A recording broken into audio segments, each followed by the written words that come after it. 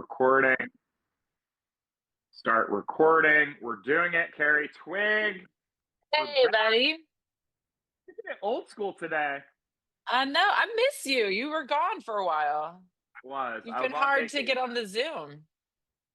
I was on vacation. I thought I was going to have time to record, but it was good because we had this like burner. We had this heater of an episode with Yossi that we were sitting on. True.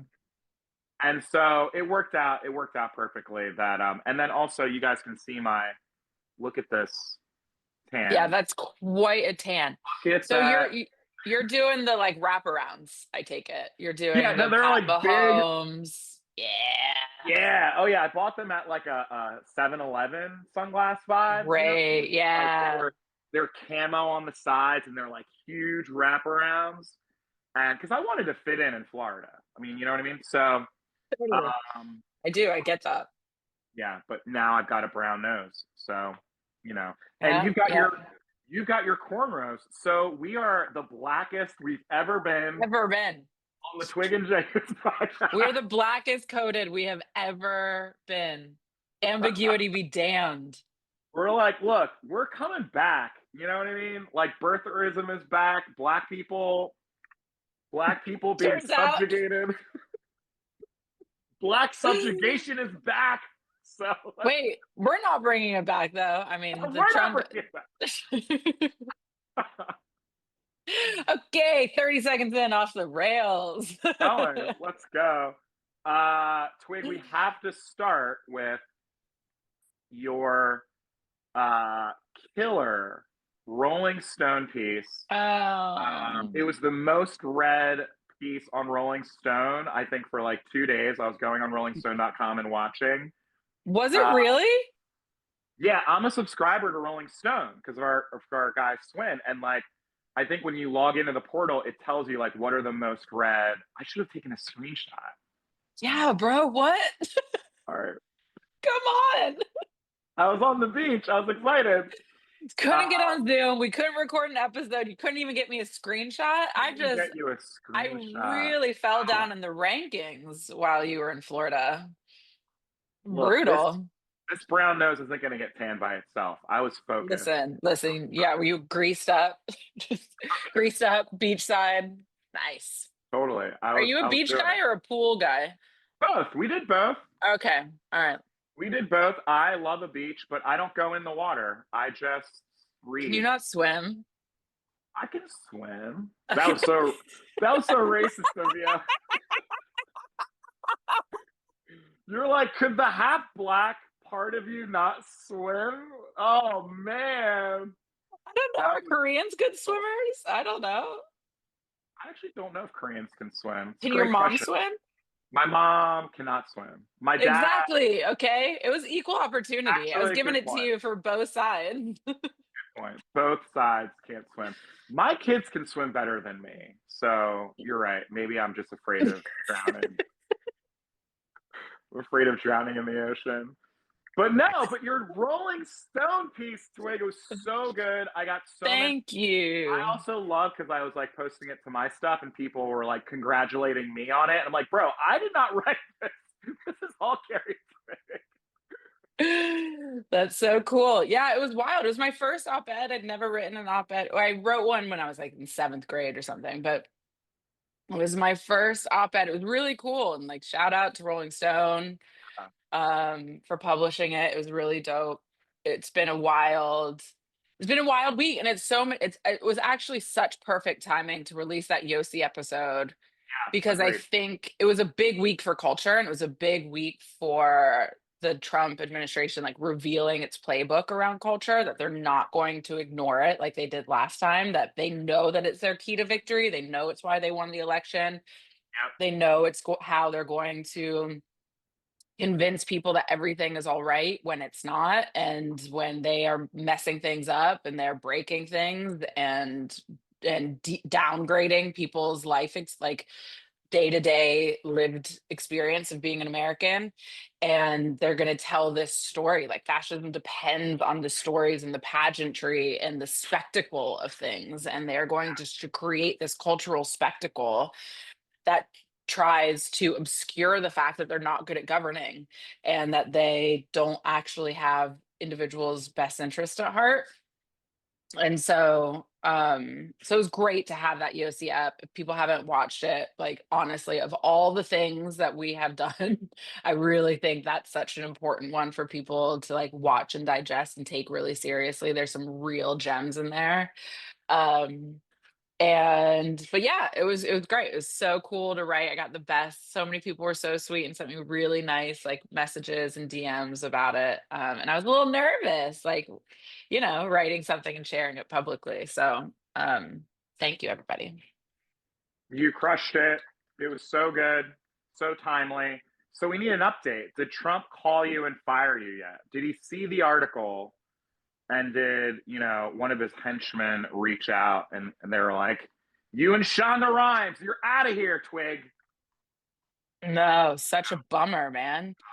Um I would have loved a little personal, a I little know. Trump stationary Yeah. kickoff, but no, I'm very unceremonious, very just sort of like, you're not, please don't come back. It's like, okay. Did you get that? Um, Did you get that correspondence though? Did you get an email or something, or what happened? no, it was just sort of No, like, it was just sort of, I it's mean, there's just going to be a bunch understood. of, yeah. And the thing is, there's like 5 boards at the Kennedy Center and they didn't kick off everybody. So they really seem to target who they wanted off.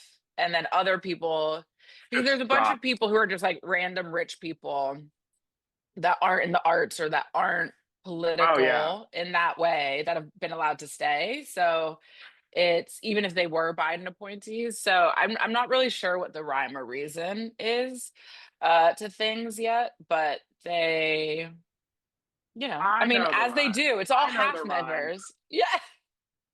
But I as think we you could know, it's guess. like it's all half measures. It's like they don't do anything particularly well. They do it for the story. They're always doing it for the plot. And it's not actually about governance. So it's not actually about the Kennedy Center. It's not actually about the board. It's not actually about the governance of the Kennedy Center. It's like we're just gonna do enough to install our person and then have this beautiful, legendary, prestigious cultural center that we're going to put a bunch of like propaganda and jingoistic bullshit through over the course of the next few years, which is exactly what they're going to do, like a bunch of MAGA themed plays and just like grotesquerie. Which I think actually brings up a really interesting question that some of my fellow board members have been talking about since we got kicked off, ex-board members, is like whether or not to boycott, right? So you saw like Issa Rae pulled out, Conan O'Brien, who is getting the Mark Twain Prize, has said he will accept it, and this debate over like whether or not to boycott. And I think we need to have a pretty broad conversation about that overall. And I'd be interested in your opinion on it. Like, I have my opinion, which is don't boycott because they're just going to put their own people on, right? So I think we made a strategic mistake, and this is really your area of expertise. But in 2000, from like 2004 on, Democrats basically boycotted Fox News, quit appearing on Fox News. And it's not as though they then just had dead air and were like, oh, well, we don't have someone else to fill this time. So they just went further and further and further. They doubled down, tripled down on what they were doing. And then the moderate voices became Republicans, as opposed to there being any sort of Democratic kind of counterweight. And people who went on Fox News, was Marianne Williamson or our buddy Jenna Arnold or others, like often were ridiculed for it, or often were like, I don't know why you're doing that. And I feel that way about the Kennedy Center. It's like if Conan O'Brien dropped out, they're just going to give the award to like Tim Allen or some conservative comedian who's going to use that massive and prestigious platform to dog Yeah. Democrats and Joe Biden and like blame him for everything being awful and then laud and celebrate and elevate Trump. So I feel like we've perhaps made some strategic errors in allowing all of this vacuum to by being like, I'm taking my toys and going home when there's Yeah. so many other people to play with, and like they will fill that space. Yeah. I love that thought. I mean, there's a lot of ways to unpack this because also personally, you and I know a lot of people connected to the Kennedy Center. I know, the president, Deborah Rutter, in fact, Former old president. school, former president, old school. I was the person who set up her first meeting when she was appointed the new president of Kennedy Center with Valerie, and hearing her talk about where the Kennedy Center was back in, God, like 2013 when she took the helm, and like where she wanted to go. And also the Kennedy Center, the federal government funds it, but it's just like anything else. Like there, it is a massive institution in Washington, D.C. I don't think people quite appreciate how important the Kennedy Center is as it relates to theater, musicals, The symphony, the opera. I mean, they put opera, the on National like Symphony three Orchestra. thousand performances at the Kennedy Center a year. Like every day, there's multiple things happening Yes. in multiple theaters and multiple venues in one complex. And if not for, I mean, DC is a very small city. So as opposed to New York City, where there's so many different theaters, what I mean? Like just take like 3 blocks in the Broadway district, and that would be more theaters than Washington, D.C. has combined, right? So Yeah. the Kennedy Center is the epicenter of culture and education. So like kids, like classes, dance classes, theater classes, even for comedy. Kennedy Center started. Deborah, I think, was one of the first people started doing it. Like started doing really innovative works around comedy, really innovative works around music, and they brought in some of my heroes. They brought in Common and Q-Tip and all of these incredible hip hop artists to bring more hip hop music to the Kennedy Center. So I it's saw just, Kendrick perform with the National Symphony oh, that's Orchestra. right. Nas Met performed as Kendrick. well. Met Yeah. Kendrick. God bless. Was he like 4 foot or what was he? 4.5? Oh, leave my Little man guy. alone. Leave He's my a little man guy. alone. I just He's like my height. It's whenever just you meet smaller for a man. a famous person that's very small, it's always striking. You're like, oh, They're all tiny. you're a little person. I didn't know you're a little person. No, like speaking from Hollywood, like they're so A little. they're petite. Yeah. Yeah. They were petite. Drake should have just made fun of Kendrick's height. That But should have just been didn't his. he? Yeah, made like sort of. But it's like it doesn't matter because Kendrick's regardless the bigger man. Oh, of course. Yeah. Of course. You know? So anyway, all this to say, if I were given the opportunity, so our friend Kristen Wong works for Dun and Dusted. They do the Kennedy Center. They do that Mark Twain Prize Award, right? Yeah. I know for a fact they've been working on that with Conan for months now. So of course Conan is not going to drop out of that. That's ludicrous, especially considering the legends of comedy that have been given this award, right? Yeah. Will Ferrell, Jon Stewart, Dave Chappelle. Like Conan should not. Donald Trump should not be the reason why Conan O'Brien doesn't get his flowers as a legendary comedian. And Conan's one of my favorite comedians, late night hosts of all time. So I completely agree with that. Now, so boycotting from that perspective, I fully agree with, because we also have to envision an America where Donald Trump and these fuckers are not running the show anymore. We just have to. And if we start believing their bullshit that he's king and this is the way it's going to be forever, then that's what they want. They want Conan O'Brien to step out. They want us, to your point, to take these spaces away and give them to other people. But the boycott that I do agree with, and Marina and I have already started talking about it because we go to the Kennedy Center all the time. I'm not giving those fuckers my money. I'm not going to go see shows. I'm personally, as a consumer, am not going to fund and watch their bullshit. Are you kidding me? And so that's the dichotomy, right? And it will be interesting to see. Obviously, the Kennedy Center season is set, so you know this more than I. Like when those decisions start being made around what kind of culture is coming to the Kennedy Center next year. But you can know for a fact I will not be supporting any of that bullshit. Yeah. I mean, listen, the Kennedy Center's schedule is set, but nothing's written in stone. So I think they're Right. already pulling things, like they already pulled off the gay men's chorus. Like they're already pulling off, True. they're already pulling off a bunch of stuff. And to the point that you said, DC is our capital too. And I know that for so many artists, I can understand not wanting to perform at the Kennedy Center. I can understand that. And Yeah. yet, don't abandon DC. Yeah. Work with the city, find a different venue, find somewhere else to go, but like still show up in DC and still show up and like be a part of the city that means so much to so many people and is our nation's capital. Like I can very much understand that, you know, and There's also I don't know. opportunities. Yeah, like we're season ticket holders of the Shakespeare Theater in DC, which is phenomenal. It's incredible.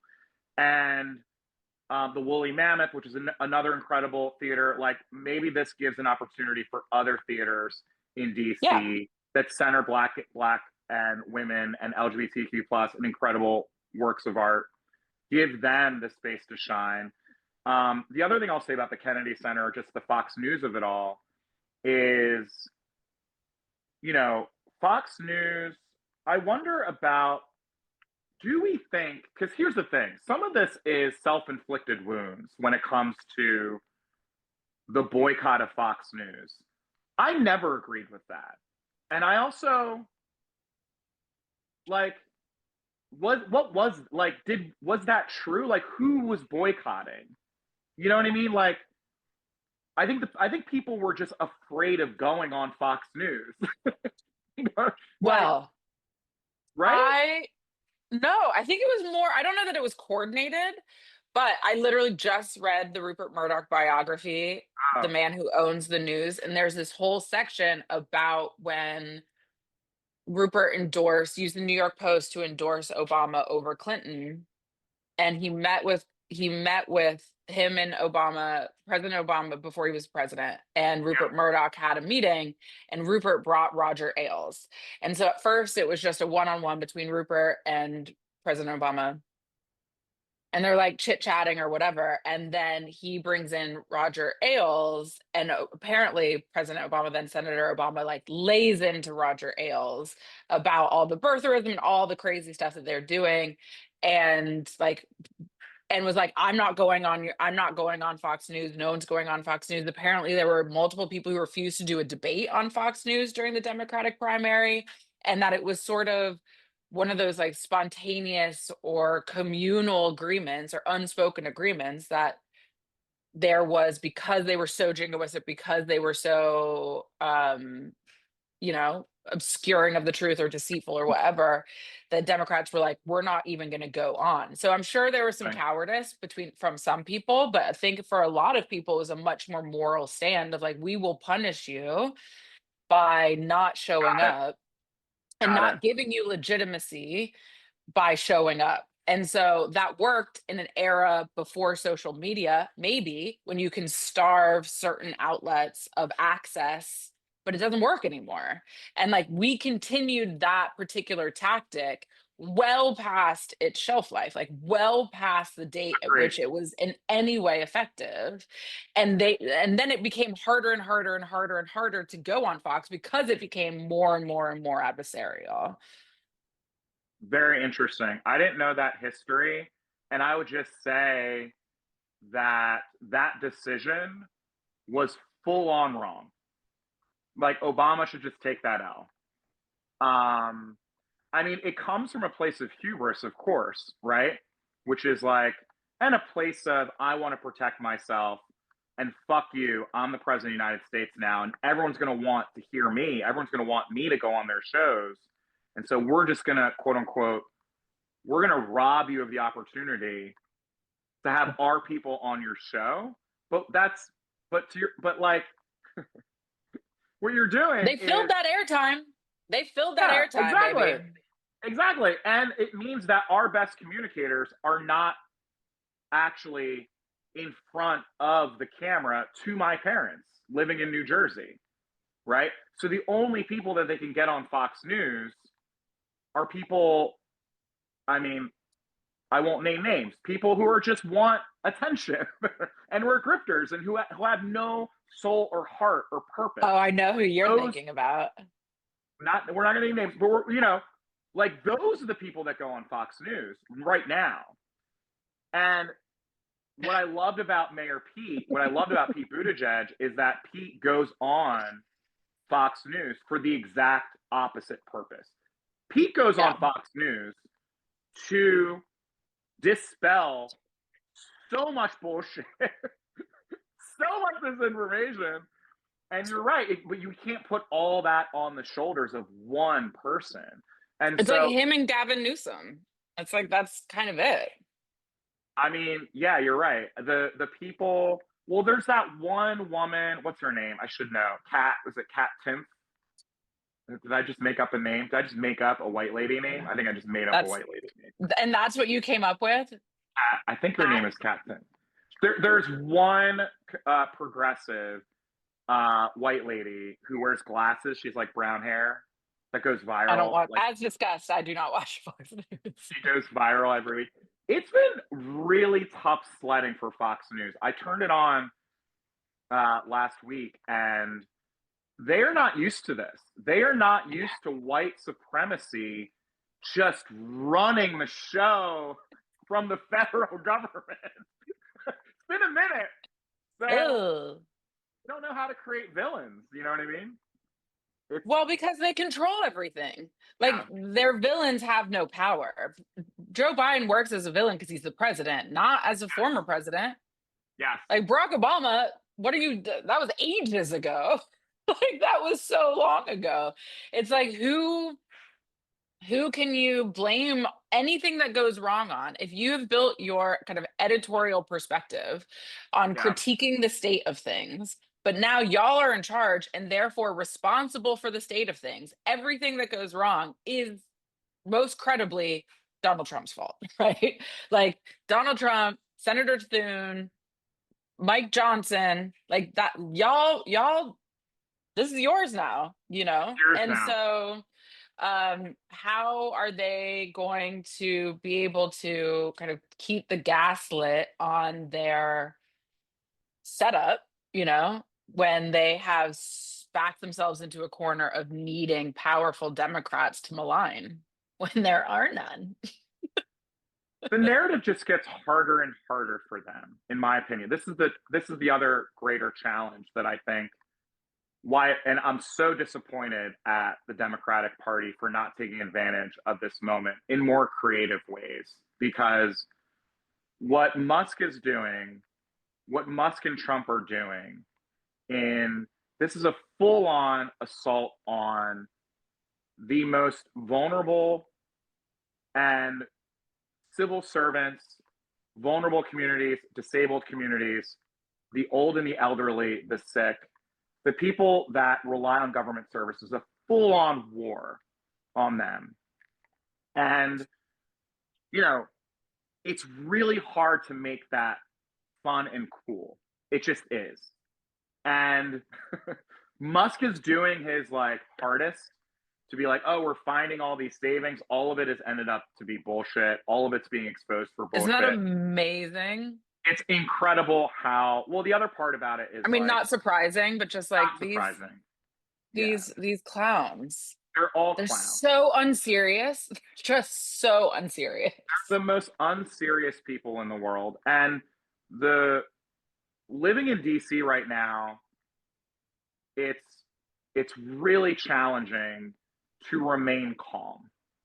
Very challenging to remain calm, because the number of people that I know who've lost their jobs, the number of people who are now in that probationary period because they just received a promotion within the past year, which that is considered being a probationary, even if you served for 10 years, but you just got a promotion, you're now a probationary employee.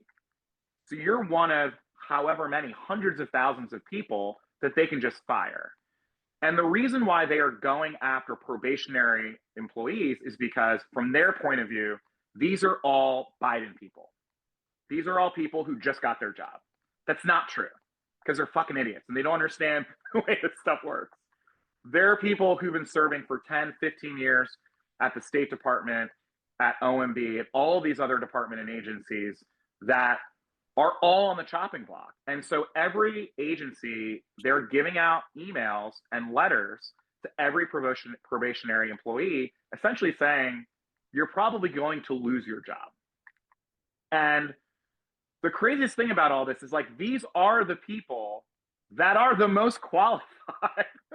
Depending on the department or agency, these are the best people. These are the people that know what the fuck they're doing. But that's why they don't want them. That's why they don't want them. That's why they don't want them. That is because why they know that these exemplary employees know more about how this works than they do. And so can hide things, can make things difficult, can protect things that need to be protected, can point them in this direction. They don't want any of that. They don't want expertise. They do not want people who know what to do, because then those people can stand in the way of getting it destroyed. And that is the ultimate goal for everyone who's watching, particularly my Republican friends. I think that there's not been enough attention and pressure put on these feckless, spineless, bullshit Republican members of Congress. Like, oh my God, like, how does it feel to be so fucking taken? It's incredible. It's like a coup.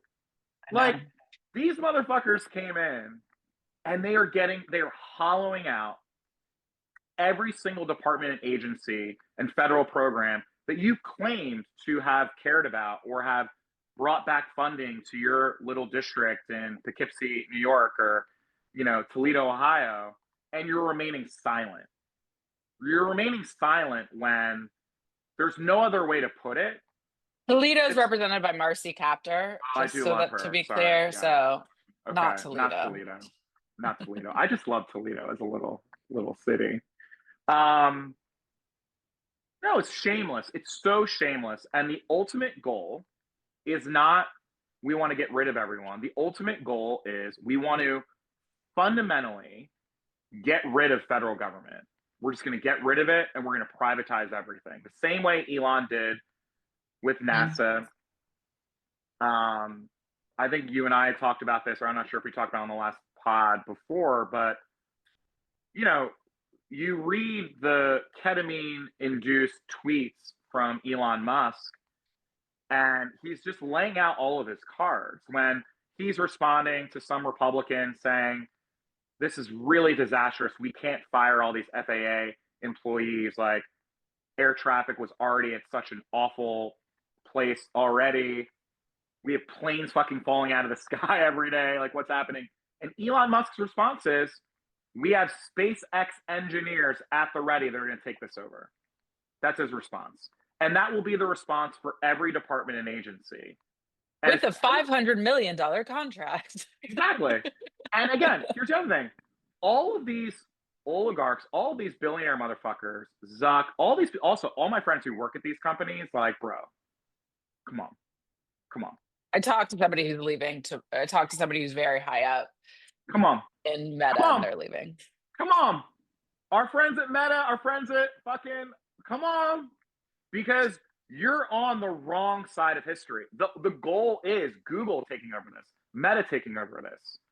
How do we privatize basic government services? It's just very clear what they're going to do, you know? And so for communities, I've been on like 2.5 hour, 3 hour calls with the Native American Rights Fund, which is my biggest client.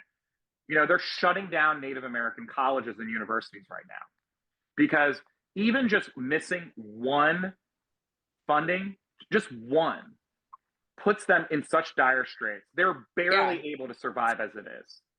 And so the funding freeze, they're done. They're done. They can't rely on the Department of Education anymore. So what does that mean? That means that Native American kids, who their only opportunity for a secondary education, higher education, is gone. That's what that means. There's not. Well, they'll just say go to your state school, like go to your public school. Or they say go to for-profit schools. Go to Phoenix University, Trump University. Well, you know, when Trump University was still a thing, and that was a scam. Yeah. So They're gonna it's do this. I mean, it's gonna have the same impact on HBCUs. oh, they're going to go after HBCUs as well. I mean, the good news with HBCUs is that at least under the Obama years, we so funded them. I don't know how far that went, um, I but mean, no, I mean it's really fucked up. I think that you know on the chopping block, I don't know that anyone has done a real accounting of how many people have already lost their jobs or have been notified that their job is likely gone, but it's at least in the hundreds of thousands of people. Um, and you just go down the list of again, these are government services, right? And they're now at the point where they're firing people and then realizing they fucked up and then trying to rehire people. Did you see this? yeah, The USDA, they fired all the people who were literally in charge preventing massive outbreak of bird flu. in the middle of a bird flu outbreak. Mhm, And they're like, oh, wait a second, you know what? We do need those people. mhm. So we're going to rehire those people. But the lack of understanding of how the federal government works from these idiots, they don't care. They don't respect it. They don't appreciate it. They've always Mm-mm. taken it for granted. And so, crisis by crisis by crisis, yeah, right now there's a bird flu. So they're going to hire those people back that are working on it. But Yeah, exactly. there's like 15 other crises in the waiting, and all of those people are going to lose their jobs. So Yeah. it's a crisis moment. I think the best communication that I've been seeing are from the people themselves. It's not from the Democratic Party. It's not from Chuck Schumer. It's I not haven't from heard these. a peep from like the DNC. There's these terrible graphics. Sorry to who's ever making these, but there's like what Democrats did today. And it's like they're not visually interesting, they're not verbally interested. It's just like, you guys, I don't understand what you're doing. And They hired an intern for like $1,000 a month to put together a graphic every day. That's what it looks like. It's so it's outrageous. it's It pathetic. actually it looks like they hired a firm Oh yeah, to I'm sure they have did. like elder millennials. I mean, if an intern with $1,000 could do something interesting. Yeah, Um, and it's no shade because I know. Speaking of, there are friends of mine who are a posting little bit like of shade. Malcolm Kenyatta, who is now a DNC vice chair, who's awesome. I love Malcolm. He's great. We've been Sure. friends for years. So he's posting this thing to his thing every day. But I literally want to tell Malcolm while I'm telling him on the thing, bro, just use your phone and tell us. Yeah. Pick up your Well, and phone, here's the thing. Okay, here's the thing. tell So us what they're doing. we've put a very visually uninteresting graphic into a world that is entirely driven by visuals. Yes. When Yes. people are showing their bodies, their faces, their tricks that they can do, and we put up a blue and white, totally useless, static, Yeah. verbally dense, word dense Yeah. graphic onto a visual based platform, like people who don't understand how any of this works, and expect that to compete with with all the things that they're putting out every single moment of the day. And again, we have a massive supply issue. We put out Yeah. one graphic to summarize a day, and in a day, are you guys kidding me? And then in a day, Trump and Elon, I mean, hundreds of tweets perpetuating a message, infiltrating the internet and the kind of like the chatter sphere. It is, and we're like, here's our one graphic that is going to get buried in the feed immediately. Not only is it not good to look at, not only is it poor design, it's also like not how these algorithms work and not the volume that you need to actually compete with anything. It's actually malpractice. It's really bad. And I'm So sorry bad. for who's ever making it. Like, I don't mean any, I'm sure you're a lovely person, but it is so bad. And it's absolutely pathetic that we have not figured out how to do this. And I get it. People want to say, oh my God, they're being chaotic. Like these tweets, Trump's calling himself a king. Now let's take the day to write an article in response. Meanwhile, he's already a Say it. mile down the road. And it's like, Too late. we have a supply issue. People are consuming 6 hours of video content a day. They are consuming 12 hours of like digital information a day. And we're going to put up one graphic. Are you guys kidding me? It is an outrage. It's like, get in the game. We need speed. We need volume. We need scale. We need it immediately. And I am like clearly incensed by the fact that we don't know that we're not doing this well. Flip it, post it, add it at DNC. Let's fucking go. No, you're right. And look, I'm gonna give them the benefit of the doubt. I'm gonna say this is just a first step, and they're gonna start moving. You know, like this is they're getting their sea legs. You know, like it's the DNC from 1995, and we just found the internet. And you know what we're gonna do? We're gonna say what Democrats did today in like a PowerPoint presentation. But I can agree more with everything you just said. And this is the reason why there's a poll that came out, Quinnipiac poll.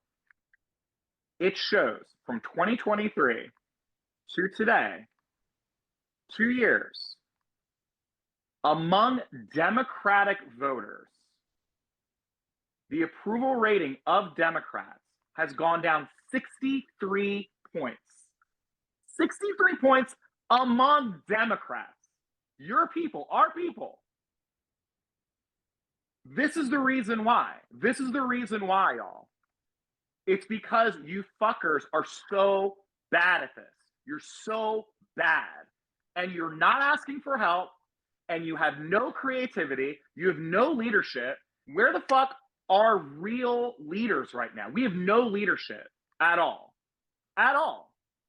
While our government is being seized and taken over. So I completely agree with you, Twig. Like, you and I started this podcast because in our heart of hearts, we sort of saw this coming. We're like, holy shit, how are we processing Democrats fumbling the bag once again? What can we do to sort of watch this train wreck from happening? How can we hopefully offer our thoughts and words of wisdom to like get it back on course? But we're past that phase now of being like nice. Yeah. Like, you know, like the Democratic Party, like the DNC needs to get their fucking shit together. Because I love the TikToks. I love these kids. I love the protests. Like, God bless AOC. AOC's out there every single fucking day at some protest. You know what I mean? Like, inspiring kids across the country to believe that there's someone out there fighting for them. And she's going on IG the internet Live. effectively. Yes. And using the internet effectively. Yes, going on IG Live. And so you guys just need to step it up. And this Instagram image that you guys are doing every day, it's so pathetic. It just is. It's just so pathetic. Like, sorry, but it's real. It's just like, you guys. Think about how much money and resources these motherfuckers put some have. booze like, on it or something. Like, get serious. Okay. Get serious. Get serious. Compete on the internet. Be serious. Be serious, people. Yeah. Shout out though to AOC, and shout out to, and I've been sleeping on him. And a friend of mine in DC pointed him out to me the other day, or months and months ago, when we were first like speculating on who would run for DNC chair and people that we loved and people who would do great leadership. Senator Chris Murphy is putting out some real. He's been great. I mean, he's really been great. I was watching an interview with him yesterday with Anand Girdadas, and it was like, oh God, he's so good. Shame on me for not he's someone getting on the train earlier. He's someone I think we brought up. But I don't know how convinced I was. Oh, okay. I was just sort of like, yeah, he's cool, whatever. And now I'm like, excuse me? President Murphy? Chris Murphy has been great. You know, and the other part, people don't give Cory enough credit, but Cory Booker is fucking great. And Cory, in his, you know, I'm going to show my Jersey roots here, but like, Booker, you're a little bit biased here. A little bit biased. I love Senator Booker. I still call him Mayor Booker.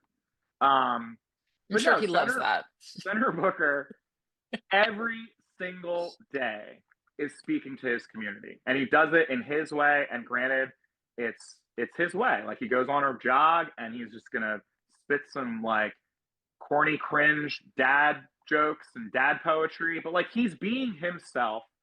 And in this moment, he's been great as well. In this moment, he's been using, also, he's been like giving his platform to other creators, which is awesome. So other Yeah. people, other TikTok creators who are breaking down what's happening around them, he's just like giving them the Cory Booker handle, which I thought was so brilliant, which I think other people should do as well. But no, I mean, again, I don't want to I didn't know. Oh yeah, I guess it makes sense. You're such a Booker fan. We should have Cory on. have Cory on. I had a podcast a long time ago with Podcast One. Cory was my first guest. I went to his home in Newark. Cory lives in subsidized housing in Newark. Like, Still, is he still doing that? still, yeah, Okay. still. All right. And yeah, Cory's the best. I mean, the other part about this too is like we also have to be. I think I used this analogy or metaphor before, where it's like we have to be aware of like all of our roles that we need to play and what strengths and what weaknesses we all have, you know? Yeah. And I think that Cory should be elevated, in my humble opinion, in a much more meaningful way. So Hakeem Jeffries listed his rapid response team. His rapid response team is led, and I'm not going to name names because I don't want to, whatever. I'm not going to call Why? He published it. the three people he appointed to rapid response. One is 82 years old. One, that's the lead, Rosa DeLauro, 82. The rapid response team for the Democratic Party is an 82-year-old woman. Like, and I'm not trying to be ageist or anything, but like that's where we're at. The second person is 76. The third person, who I love, Jamie Raskin, has cancer, and he's in his late 60s. That's what we've got. That's the best when we're thinking of rapid response. Those are the three people that immediately come to mind. So I'm gonna keep bringing it up because I love the Democratic Party. I'm gonna keep bringing it up because I want it to do better, and I think that our leadership is failing us. Absolutely savage. But wait a second. Do you think you talk to a lot more elected officials than I do? That might not be true, but I feel like you enjoy it more. Do you do you do you get the sense that they understand how furious everyone is with them? Oh, No, like they're no. just totally out of touch with with the Complete. rage people have for them and You their know how I know? You know how I know? Because even our guy, Jon Stewart, I love that we went on Chuck Schumer a few weeks ago. Jon Stewart did this incredible takedown of Chuck Schumer. Just chef's kiss of how out of touch Chuck Schumer is. Do you know who just led the press conference yesterday in front of Chuck. Yeah. It's like like Jon Stewart is making fun of you. Millions of people are laughing at you. You are not the one. And they're just like completely oblivious. Like their staff is completely oblivious. They have no fucking clue. And we fundamentally, like, we can't rely on Democratic leadership anymore. I mean, that's the other big thing. Like what that poll shows to me is we talked about the vacuum of leadership for when we were talking through the campaign. That vacuum of leadership, unfortunately, is Barack Obama. Unfortunately, he was a very successful two-term president. He's a very young guy, and there's really no one else coming up the rear to take his mantle. And so what we have now are a lot of disparate voices, some of whom are very effective. I think Andy Kim has been very effective. I think, as we said, Jasmine Crockett's been very effective. I think, but there's no fucking quarterback at all. From what I am seeing, Yeah. maybe you see something differently, but there's not a plan, there's not a strategy, and what we have are people angry. I mean, people are really angry. People are angry at Democrats than they are at Republicans right now, and that's insane. Yeah. Absolutely insane. Well, yes and no. I mean, it's like Republicans are doing what they said they were going to do. True. Someone's like, if you elect me, I'm going to come in and destroy your house. Like, you can't be mad when you vote for them and they come over and they destroy your house. Like, it's true. They said they were going to do the thing. They're He doing tells it like exactly it is. what they said that they were going to do. And so Democrats were the ones who kept saying, we'll do something else. This is blah, blah, blah. And it's just like, where are you guys at? It reminds me of that great political cartoon where it's a bunch of sheep and they're looking up at a billboard and it's a wolf and the wolf is saying, I'm going to eat you. And then the sheep are looking up and then the caption is, he tells it like it is. The sheep are Yeah. impressed. Yeah. Tells it Yeah. like it is. Totally. You. Totally. They're eating us. They're fucking eating us for lunch. And meanwhile, we're Can we putting up a graphic a day. Here are the 5 things. don't mind us. Today. Look at this beautifully Oh my lord. constructed 1997 graphic. Unbelievable. Can I ask you a question about Barack Obama though? Okay. Yeah, but the last thing I'll say about Hakeem, because maybe we'll edit out some of what I said, because again, I want to be respectful of all public servants, of all people. But the thing that angered me the most was he was giving some press conference and he was already admitting defeat. He essentially was like, we don't have any power. We don't have any power. We don't have any leverage, so we can't do anything. I'm like, this motherfucker, it's like, never say that. Never say that. And you do have leverage. You do have power. It's called the American people. It's called all of these lawyers out there who are doing your work for you right now and stopping all of this bullshit from happening. It's called inspiring the American public to believe that we can stop this. And I literally I was like, get this motherfucker. He should just, I don't even know how you impeach a head of a party. But get this guy off the stage. Speaking of serious people, he's not a serious person. His staff are not serious people. Like, it's all a mess. It's all a mess. And just because you have quote unquote power and you think that you're a powerful person, power reveals who you truly are and your true character. And I think that for people like Hakeem Jeffries and people who have found themselves in positions of power, who are not doing the work right now, do not understand how serious of a fucking moment this is right now. Like, I don't have time for that shit. I don't have time for people who don't understand how serious this moment is. Like, take your job seriously. Musk and Trump are not serious people, but they act like serious people. You know what I mean? Like, yeah, doing serious things. They're trying to do serious things.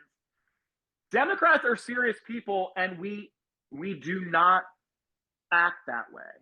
We go outside the doors of the Department of Education and we do this theatrical thing where we can't get in the Department of Education. They're not letting us in.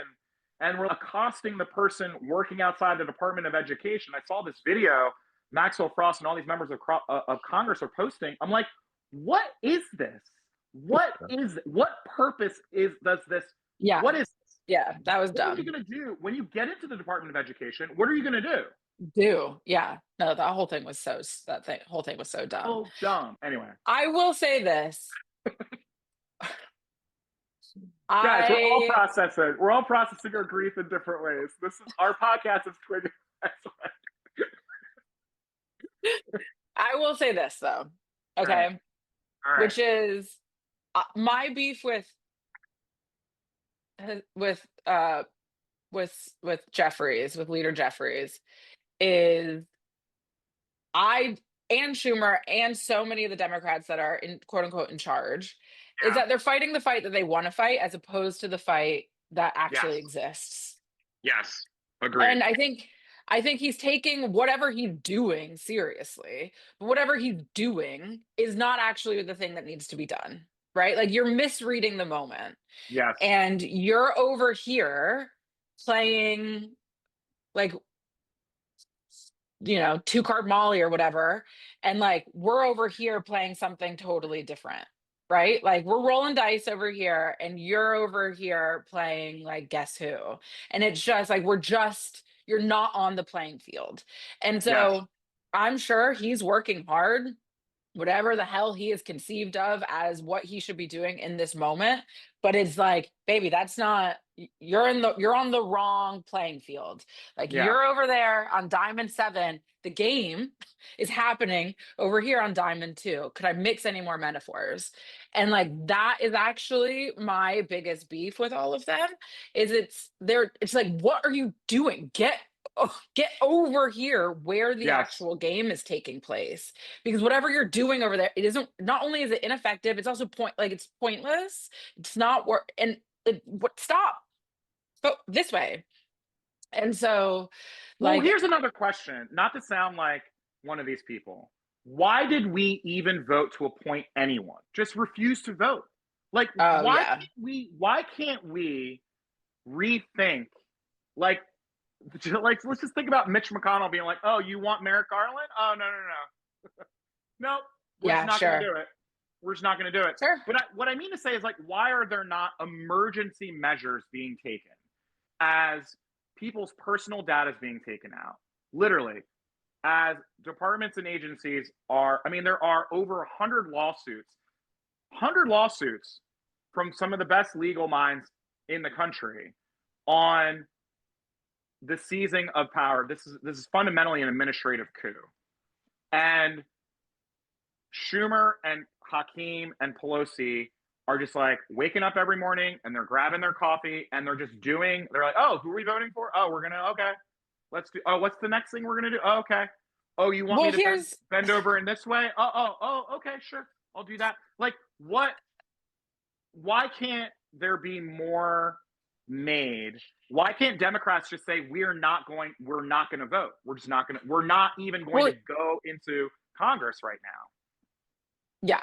Well, actually, that is so part of the problem is, to the victor go the spoils. Like, there's only so much that we can prevent, right? Like, the dude's in the office. There's only so much. So in that way, I am sympathetic that there are very real limitations to what they're able to do. But to your point, and sort of what I'm so frustrated by, is that they are doing such a piss poor job of painting a picture of what the consequences of these things are, what Yeah, is actually happening. They're not illustrating the story for the American people. They're sending up bullshit like, look what Democrats did today. And it's like, no, no, no, no. Like, you shouldn't have to enumerate that for us. We should know, because we should already know. you are showing up in every single stream and thread and meaningful element of culture. People, it is inescapable to know that Democrats and Democratic leadership are doing something every single day. It should not need to be listed on this Yeah, whack graphic. agreed. And like, that total lack of energy is so palpable and so present. Like, why are you not all doing local press hits? Why are you all not, Yeah, like, where is the camera? Why is not everyone live streaming? Why is there not a full on studio that is like broadcasting, podcasting, all of this nonstop every single day, in the way that the Trump administration is, right? yeah, Like, ICE is going and raiding people and taking pictures and yeah, making TikToks and making videos. Marco Rubio's out here with his vertical on, like, we're going here, we're going here. Secretary Hegseth out here live streaming his workouts with Navy SEALs in Germany. Like, they are, or Green Berets, I think. They are on it, and we're just like, it's so mind blowing to me. It's like they're taking seriously the exact wrong thing, and I don't understand how we can continue to be so obtuse and coughing up every opportunity left, right, and center. And I was saying this the other day. I can't remember who I was talking to. Just like, AOC must feel crazy. oh, I know. Like, AOC, Secretary Murphy, like, they must feel crazy to like be in Congress looking around at what these people are doing and just being the only ones that get it and are attempting, but they're literally trying to row the Titanic on their own with one oar. And it's crazy making. I'm just like, am I being gaslit? Am I the insane one that Yeah, you know what I mean? It's wild. But wait, before we continue this rant, which has been going on for quite some time, I know, it's great. I do have a question about Barack Obama. Okay. Your president, Barack. I'm kidding. Mine too. Um, is he Forever actually present. helpful? Is he like, what do you think he should, like, in your world, magic wand experiment? What is Barack Obama doing? Something, anything. Pick a thing. Pick like one thing. I think that even Bill Gates went out there and talked about, because he's worked so closely with USAID over the years with the Gates Foundation. Even Bill Gates went out and like did press around how awful this is. Yeah. I don't know how much sway Bill Gates has with the American people, but it was something. I think he just has to choose something, and I think that's the other thing that I've been so struck by.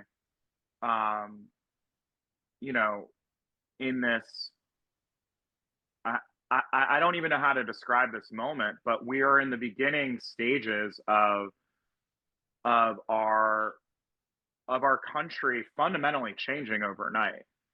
Like what is happening is not these aren't like little things. You know what I mean? Like that Project 2025 tracker is startling, right?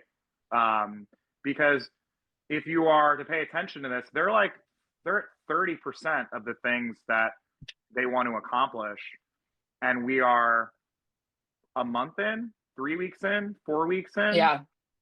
Um, and again, thanks to lawyers. I mean, at the end of the day, right now, our lawyers are our heroes because they have already been able to successfully beat back a lot of these attempts.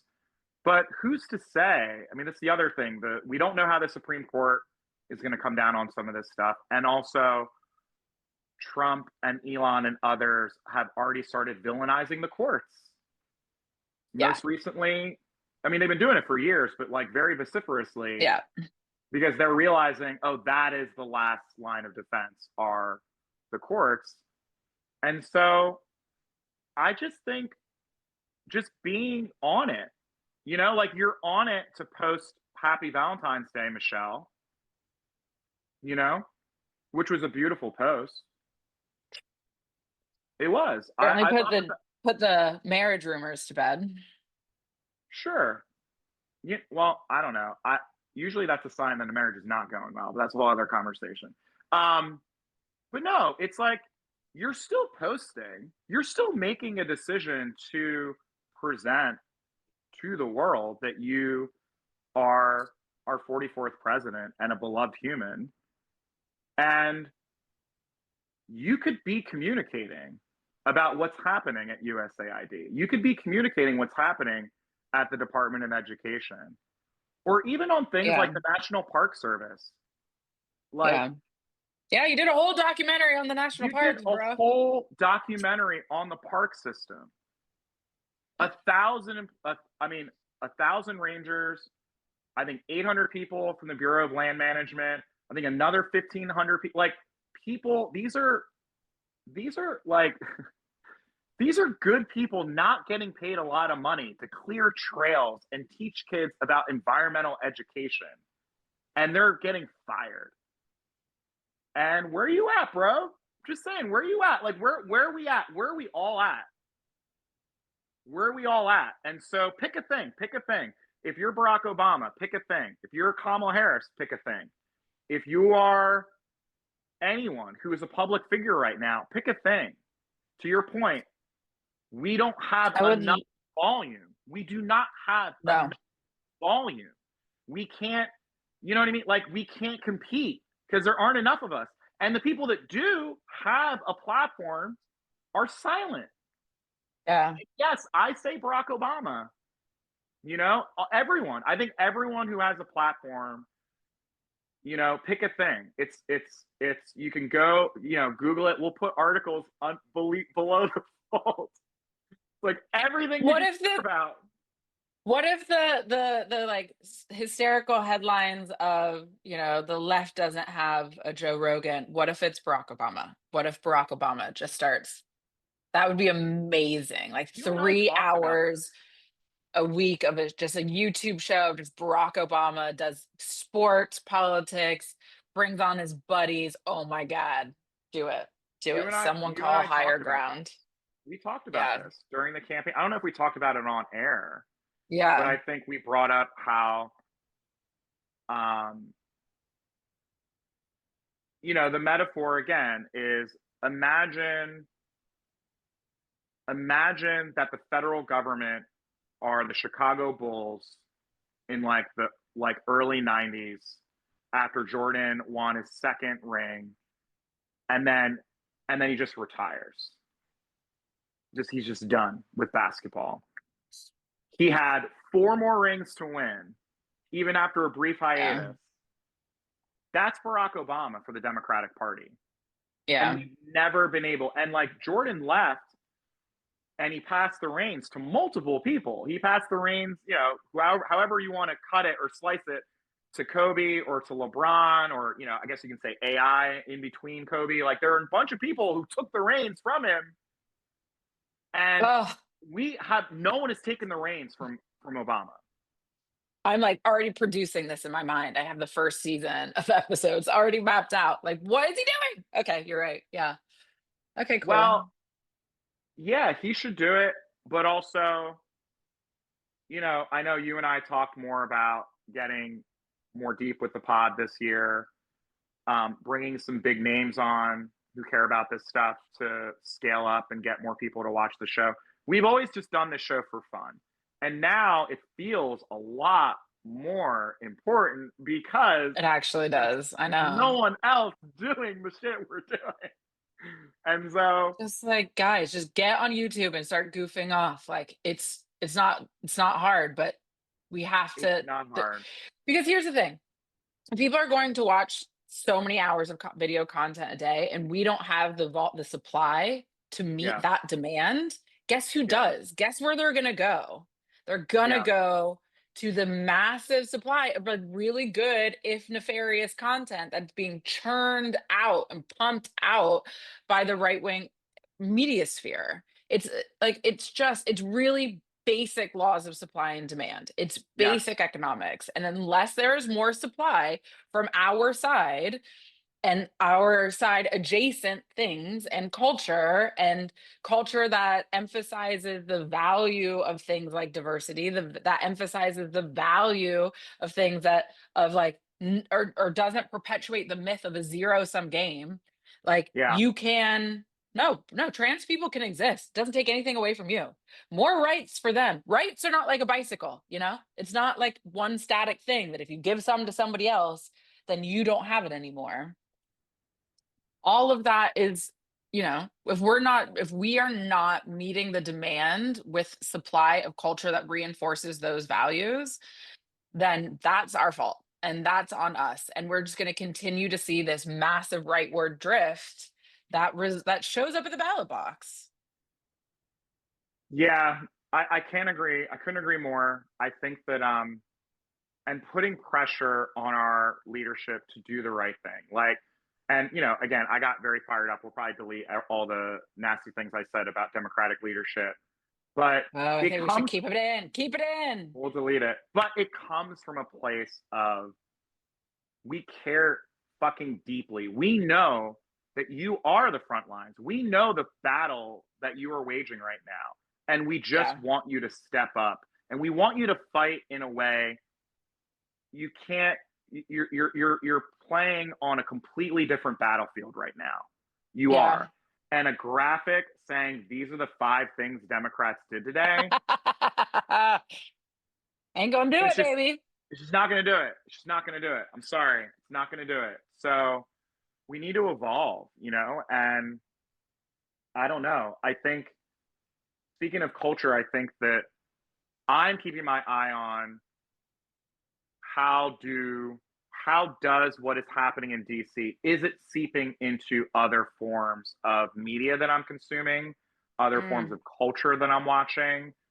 I think we saw great evidence of it at the Super Bowl with Kendrick, RIP Drake. I mean, the number of times that this poor guy can be murdered, it's tough. It's tough for our guy. Oh, It's tough for our guy Dreezy. It's tough. and then But in the don't call him our guy. Just because he was biracial does not mean he's we never been my claim guy. him. He's never been my Does guy. not mean we claim him. Um, he's been talking wild about women for so long. So like, get this dude out of my Sure. face. Sure. Um, but then to also, did you watch the SNL music, the concert? I No, haven't I watched the 50th like anniversary show, but I I watched the know. I concert. so sad because Amir, Questlove, and Z and all those guys were involved They in were all that. Yeah, so great. I know, it was yeah. so great watching Amir. He looked like he was having the time of his life. But the Culps, which is Will Ferrell and Anna Gasteyer, the like choir teachers, they did not like us, and I was Oh, I did see howling. that. I I did see was that clip. screaming. And what made it so funny, like, so the fact that one of the things I love so much about Not Like Us is that it's hilarious. Like Kendrick did it for the bit, right? Like not Oh, only is oh, it a good song, not only is it like a banger and fun to dance to and fun to sing, like it's a great song, but it's also funny. it's Like, so funny. and It's he's so so in on the funny. joke, as you saw in the like the Super Bowl Mhm. performance of just like straight down the barrel of the camera. I could not in those just like in his little sassy little jeans. And then to have the Colts, so to have Will Ferrell and Anna Gasteyer do it, and like hard pee on the pedophile, hard like say Drake, and then to the, like no one's pulling any punches, So unbelievable, good. and it proves how good the comedy is in the song. Like A good Kendrick's point. comedy is so good for it to show up in the SNL. It's that funny that Will Ferrell's like that. That is hilarious. Hilarious. And now we're putting on the 50th anniversary of. It's just like, oh God, Kendrick. So many levels. So many So levels. so many levels. Drake apparently has You a new know, album out that no one gave a shit about, and then he went on.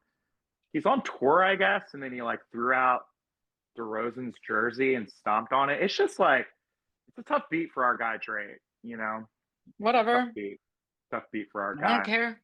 I tough don't beat for care. our guy. But Kendrick did say, party music's over. What was the quote? No more party music. Well, I don't know Um, about that, but well, no, that's the question though. I do. There's a certain level of, um, not that the Super Bowl halftime show wasn't fun, and that to your point, that it, wasn't also hilarious, and it was hilarious. uh, And the peekaboo, like like even just PG Lang is so extraordinary. Like his creative agency is so that directed it is sick. Um, no, that was so fun. That was the so fun number and funny. and the Easter eggs, the number of TikTok breakdowns of all of the references and Easter eggs and Totally. every part and piece of that show. So God bless Kendrick, but I think that I'm hoping that there's more of that, right? I'm hoping that this becomes a renaissance, if you will.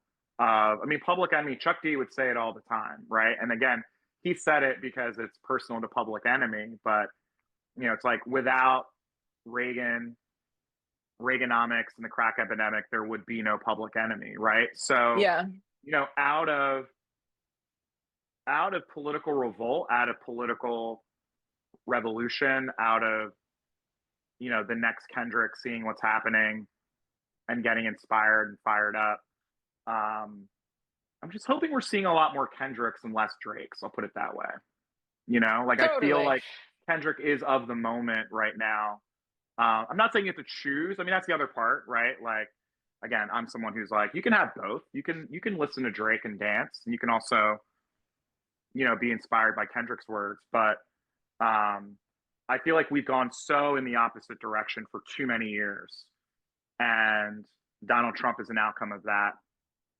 And we'll see. I don't know if there are other cultural moments you've seen that give you hope, that buoy No. you. I think it's a very typical response to respond, like it's a very human, typical human response to scary times and uncertainty, to just their Yeah, full hedonism. yeah, And so I think there will always be party music. I think there's going to be a lot of like the joy. Like I read this amazing quote about um about the AIDS crisis and the AIDS epidemic, and I can't remember who said it. We'll have to find it. But someone said something to the effect of people were always confused why we could protest all day or organize all day in response to like bringing awareness and attention to the AIDS crisis and then dance all night. Yeah. But it was the dancing that we were protesting for. Like it's the Yes. joy that we do this for. It's the freedom Yes. that we're doing this for. It is like, and so you have to be able to remind yourself of that, and you have to remember what it is you're fighting for and engage in that too. And we're fighting for people being able to be exactly who they are. We're fighting for young Black kids and young trans kids and young queer kids and young indigenous kids. We're fighting for young white kids who want to be a part of Yeah. all of that too. And it's like we're fighting for everybody, and we're fighting for their ability to get to exist in the way that they want and to have an opportunity to like be joyful and be playful and not and have the services and the support and the government that they deserve. And the that like, so I think that there will be, I actually hope that there's more parties, there's more art, there's more fun, there's more joy, but that it is not separate and apart from the Agreed. politics and the radicalism and the activism and the insistence on protecting the things that we care about and fighting for a better version of how this can all work. I don't want to defend the broken status quo. I want a better world. I just don't want it to change in this particular way or with this degree of callousness. But like there's this streak of radicalism to Donald Trump that like I want radical change too, just like not the same that you want. And so I think it's all of it. I think there will always Yeah. be the Kendrick that makes you think and the person that makes you sweat and dance, you know? It can't be Drake, because get Drake out Fuck of my that guy. face. Yeah. No, well, and it could be both. I think that's the other part, and also like the dancing. Yeah, it's all the things. It's not an either or. It's a false choice. I love that. Yeah. And I think a lot of times what we've found, you know, especially with hip hop music, is there always has been sort of a choice, right? Of like, oh, is this party music, or oh, is this music that makes you think? I mean, my favorite artists are the ones that do both, you know? Yeah. It's like Outkast. It's like party music, but they're like you're dancing your ass off to a song Yeah. named Rosa Parks. You know what I mean? Yeah. It's like you Yeah. can do both. You can do both. And I think we need both. There's this great piece, and I know we're probably way over time, about, I think it was The Atlantic, about how um, one of the biggest needs in American culture right now is more parties, because of the alienation and mental health, and because of the addiction to social media, and we just aren't connected as people anymore, and so people don't Yeah. throw parties anymore. Yeah. Not just young people don't throw parties, old people don't throw parties, I like we're know. all so isolated. And so you're totally right, like this is a time where communities can and should be coming together. There's a Let's really throw a rave. Twig and We Jenkins should. rave. No, we should. There's this beautiful poem. I'll mangle it, but it's something along the lines of, the killer line was like, "What does saving the world look like?" It's like, saving the world looks like doing it with the people that you love and seeing them try to save the world with you. Yeah. Like that. That is what this comes down to. Then it doesn't become work. You know, Yeah. it just becomes an act of love. Even if it's on, yeah, a rave dance floor. Why Um, not? All yeah. right. When are we um Yeah, when are we when are we recording throwing next? our next party? Oh, Well, when are we recording again? we've got I'm correspondence. coming to town in a couple weeks. All right. We have a number of people that have wanted to come on the pod, but the timing never works. So we'll try to do that. I do want to come out to LA. You gotta come out to LA, dude. I want to come out to LA. I got to figure out how and when I can do that. I have some travel. I already have some travel booked up, but not LA travel. So we'll figure that out. But um, yeah, thanks to everyone for listening. Thanks for everyone. Keep buying the hoodies. I think we're up to like a couple $1,000. Brad, Let's go. Fire relief. Let's go. $2,000. We love that. Um, But we love you guys. Also, the other thing I was going to say, you know, Twig, you and I talk about recording more often, but I also realize like you and I can also just record ourselves, you know, on a particular subject or things that are happening around Totally. us, especially here in DC, where there are almost daily now opportunities to protest, opportunities to phone bank. Yeah. The other reason why my rage reached a fever pitch on this podcast is because Hakeem Jeffries is apparently angry at activists calling I Democratic heard about this. members' offices. And I literally just want to say, Hakeem Jeffries, with all due respect, go fuck yourself. We're gonna call every single day and get used to it. Get used to it. What like what did you think was gonna happen? You want people calling your offices. This is a good thing. I You know. should say keep calling. Call the Republican offices, call the Democratic offices. We're fighting for you. What the fuck, man? This guy is not suited for this job. Maybe he'll grow into the job, but he's not a serious enough person to realize the shoes that he's in and how important it is for him to listen to the people in this moment, you know? Yeah. Sorry, I'm gonna get off my soapbox. I'm just fired up over No, it's here. great. It's great. What the people want, Brad. Real Give talk them, from Brad give them what the Jenkins. people want. Give them what the people want. Twig, when are you in DC? Soon? The ninth, The the 9th 9th, 10th, 11th. of March. Yeah, Okay, like 2 weeks. that's so soon. Yeah. Are you gonna be protesting outside of the Kennedy Center? No. Oh, No, we all have to do the type of, it's very, very rare to catch me at a protest. I don't love like crowds. I just hate people, loud yeah, noises. I like people, but just like not in that way. Like I find it very unsettling. yeah. And I'd much rather just like yap with you or attack people online Or write op-eds in the Rolling or write Stone. op-eds or like have conversations behind closed doors that aren't public that I don't talk about that are much Yeah, more, like, so often I tell people it's like it's the things that I'm involved in, it's like an iceberg, like the yeah, things that you see that I do is a tiny fraction of like what I do.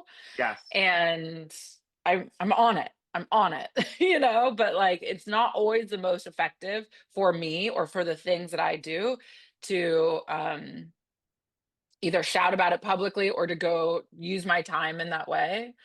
And I'm really happy that people are protesting. And if that's something that you can do and that makes you feel good and engaged and part of it, then like fantastic. For me, it actually just tuckers me out and sort of obscures some of my ability to think and emotionally process and do stuff. yeah, But like I do stuff every single day that is attempting to defeat Donald Trump or restore the Republic or protect the Republic or to protect the people that I care about or um and some of the people that I don't like all of it. So um, I'm hoping that I'm hoping that one of the things that this moment ushers in is less policing, like less of the circular firing squad that we see so often on the right or on the left of just like you're not doing things in the right way or you're being an activist in the wrong way or I didn't see you tweet about this thing and so therefore it means you're doing nothing or you didn't say the right thing in that tweet. Like I hate all that. As we me just too. dogged everybody for the last hour and a half. But we were talking about, well, here's the thing. I completely agree with you because there is no excuse. There's too many things happening at once right now. So it goes Yeah. back to what you asked me for my advice for Barack Obama in this moment. Pick a thing. Pick a thing Yeah. Yeah. Yeah. Yeah. Yeah. and Yeah. talk about it. Totally. And that's the way I feel about this moment. They're attacking everything. They're attacking Yeah. everything. They're attacking Yeah. trans existence. They're attacking education. They're attacking federal land and water. They're attacking clean air. They're attacking science and vaccinations, like everything, like anything that you can Yeah. care about, they're attacking. So pick a thing. And you're Yeah. right. Like, what I don't have time for though are people who, and I've said this multiple times, especially organizations who purport to fight a thing, who are being silent right now for a variety of different reasons, or people who are very loud on things during the election, and now somehow they're not talking at all about what's happening. So we all, this is a moment where, um, the last thing I'll say, and this is going to sound very whatever hyperbolic, but I do think that we need to recognize the urgency of this moment. And I know that doesn't mean not everyone is going to post. A lot of people, most people on social media don't post. You know what I mean? Yeah. But it means if you don't post, support those people who are speaking out, right? Or Yeah. share the content that other people are sharing with your feeds. If you think you only have 300 followers and like, oh, that doesn't mean anything, that means a lot. 300 people are Yeah. a lot of people. And so, Throw a party for all 300. throw a party for all 300 people. And then the last thing I'll say, which should be another topic of conversation for us in the future, I want to keep pushing on culture makers whose primary job is not politics to get involved and to talk about what's happening in the world around them. They can do it. I know you can do it because you do it on anything else. You know what I mean? Like, if you're a sports podcaster, you're talking about Kendrick and Drake.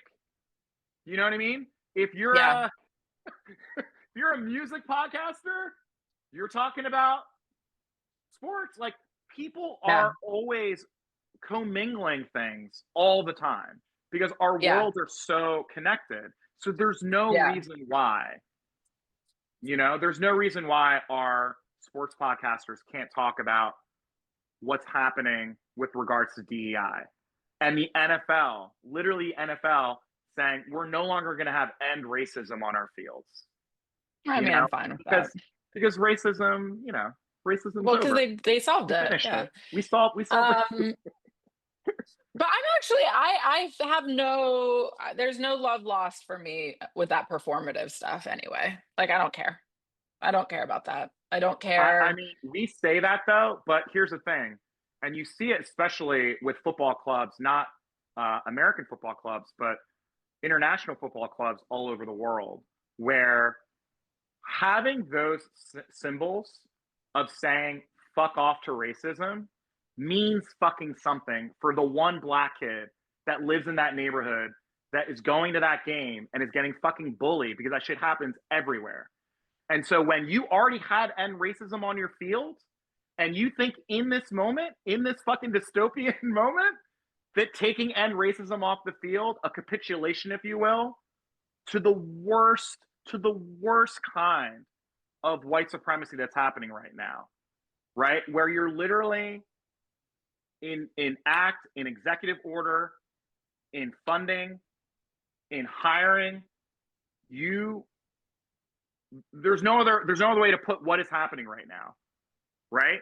And so for you in the moment to say, okay, now's the time that we're going to get rid of the performative the performative and racism on the field, which again, in my opinion, as someone who watches football, someone who watches football and someone who watches sports, the fuck is so bad about having inspire change or having these things on your helmet? Because the people that watch these sports are my kids, you know? And Yeah, I think the action of an individual player is maybe a little bit different than like a depersonalized like what are they called? Like platitude on the I don't know that a kid who gets beat up for being black or brown or whatever, who watches a football team is more inspired by the words end racism in an end zone than they are about seeing black and brown and players that look like them excelling and living their dreams. Like, I don't know that seeing end racism seems like really cold comfort. It's like, thanks. Did that change anyone's behavior? I don't know. I don't think so. Well, I mean, it you may, can't prove a negative. You can't prove a negative. it I, may I not change. It may not change people's behavior, but I'll put it this way: it's certainly a sign to say it proves that what you're saying, that this was all performative, is all bullshit.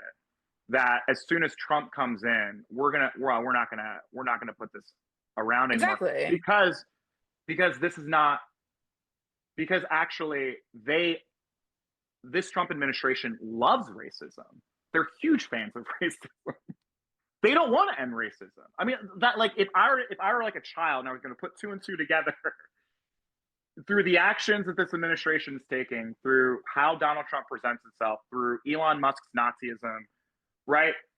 The time that we should be aware of and be concerned with, and that this platitude, which, by the way, so much of everything are platitudes, right? Like, have a nice day, or, you go anywhere, there's a platitude on a wall, right? Thank you, take care, yada yada yada. These are all platitudes. These are salutations. They're not platitudes.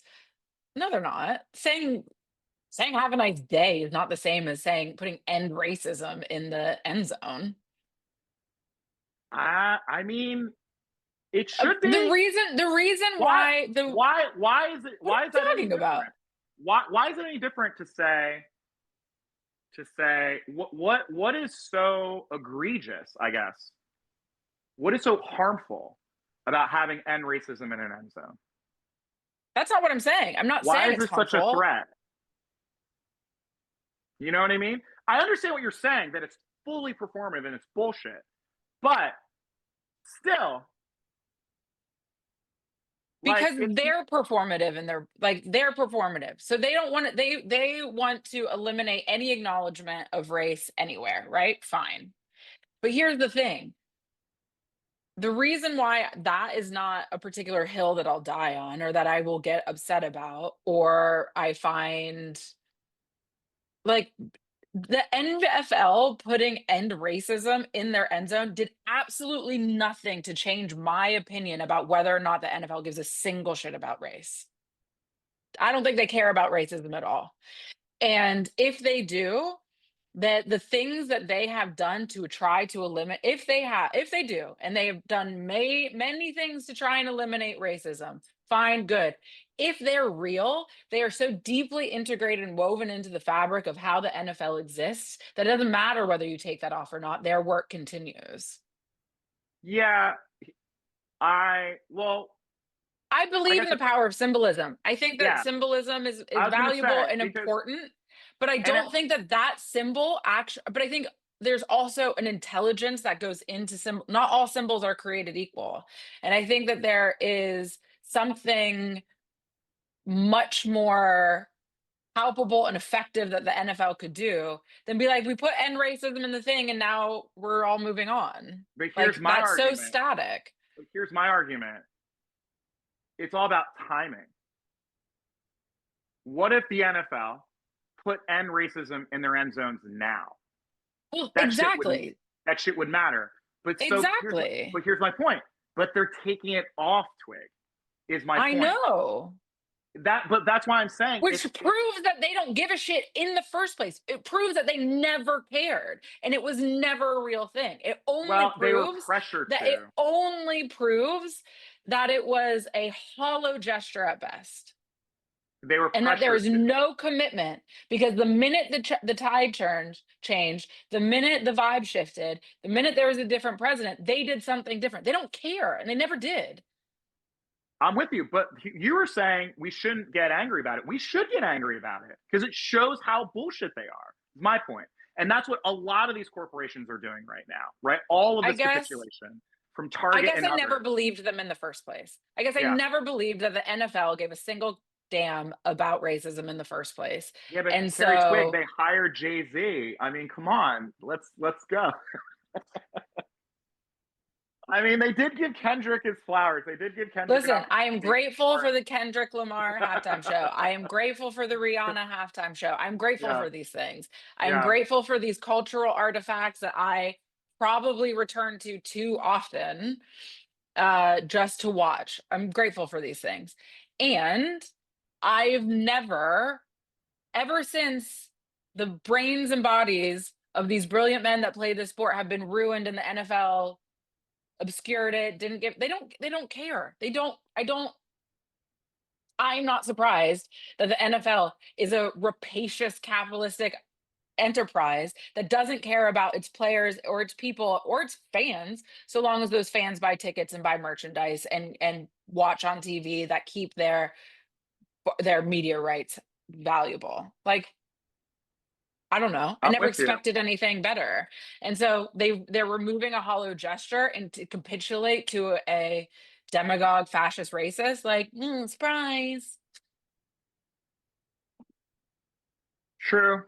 Surprise, but If also, anything, good. Let it be out. Let's everyone show your ass. Like let's actually recognize and know who people are so yeah. that we don't have to pretend like you care. I would Oh, that was a actually really great, rather that. yeah. That I was a would really great actually point prefer right that. now too, especially all these social media fuckers, right? Like all of these, the the Zuckerbergs and all these guys. It's like there's no crawling back. You know, there's Yeah. no crawling back. It's when the Democrats come back, we get our shit together somehow. Carri Twigg takes over the DNC's communications arm. We Yeah. get our shit together, and we take back. You know, we fucking wallop them in the midterms. We get our girl AOC and Mayor Pete running for fucking president. Who knows? It's like none of these guys. You're right. Like none of these guys get invited back to the barbecue. You know, they've all Yeah. been revealed. Yeah. And I agree. I We were arguing, but we were agreeing with each other on the NFL. My point is, we should call out the NFL though. Like it's not, because they do get a pass on all of this shit all of the time, all of the Yeah. time. And so they try to sneak it in. I think it was a Friday news dump. You know what I mean? Like we're gonna get rid of Right. The week before the Super Bowl. we're getting rid Yeah. of these DEI initiatives at the NFL. It's like, are you fucking kidding me? Okay, Of all right, course so. all But right. like, surprise, surprise. Yeah, Surprise. yeah. Well, Oh my God, surprise. Marie and I keeping track of all the good players in this moment because I think that's the Good. other part. It's like the boycotts. The boycotts when you can, and I know, God bless, like the Working Families Party and other organizations that are really trying to activate people um, in a meaningful way around, boycotting all these bad actors. I think that there are, Yeah, we using need like your dollars. surgical, yeah, we Yeah, need surgical boycotts because everything's so yeah, conglomeratized. I know. And so many individuals are their own sort of commercial enterprise now that just boycotts of the way that we conceive of them don't quite work in the same way. But so I would love, Yeah, I've already started making choices around like, I mean, I don't buy a ton of new clothes anyway, yeah. but I try to always do used clothes, but like I'm really mindful about like what I'm wearing, what I'm all that kind of stuff. Or I'm trying to be as much as I can. It's that moment. All right, Twig, we did it. This is a long app. I don't know how much we're gonna put up. Maybe put it all up. Get Put it canceled. all up, dude. Let's Let do it it. rip. Who Let it cares? rip. Don't you know we can't be canceled. It's not a thing. Oh no. It's All right. over. It's over. Over. It's over. Love We're you, Twig. safe. Love you, babe. Peace. Bye.